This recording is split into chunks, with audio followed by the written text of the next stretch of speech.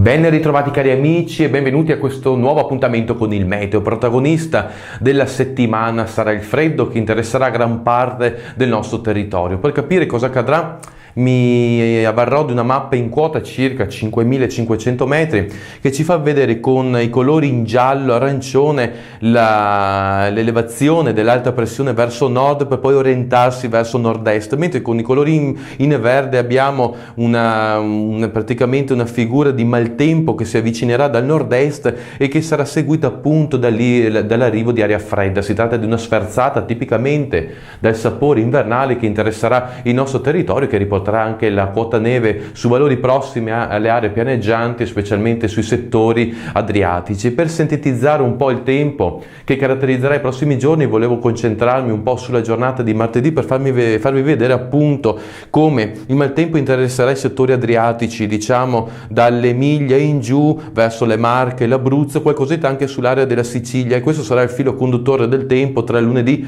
martedì, mercoledì e parzialmente giovedì, con quota neve, come dicevo, che interesserà appunto anche le zone prossime alla pianura.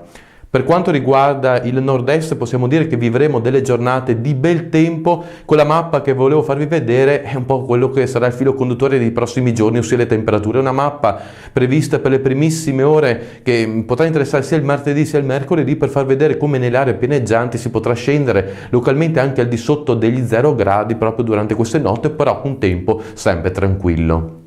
Diciamo che questa sferzata del sapore invernale ci terrà compagnia con buona probabilità fino alla giornata di giovedì, quando poi ci sarà un combattimento, passatemi questo termine, tra l'alta pressione dell'Azzorra, che da ovest sembra intenzionata ad avvicinarsi a noi, mentre ad est abbiamo sempre queste incursioni fredde e l'Italia si troverà appunto in una via di mezzo, per cui bisognerà capire da venerdì in poi quale delle due posizioni sarà vincitrice. Con ora ho detto tutto, auguro a voi tutti una buona settimana. Se avete tempo e voglia, ci vediamo nel prossimo appuntamento.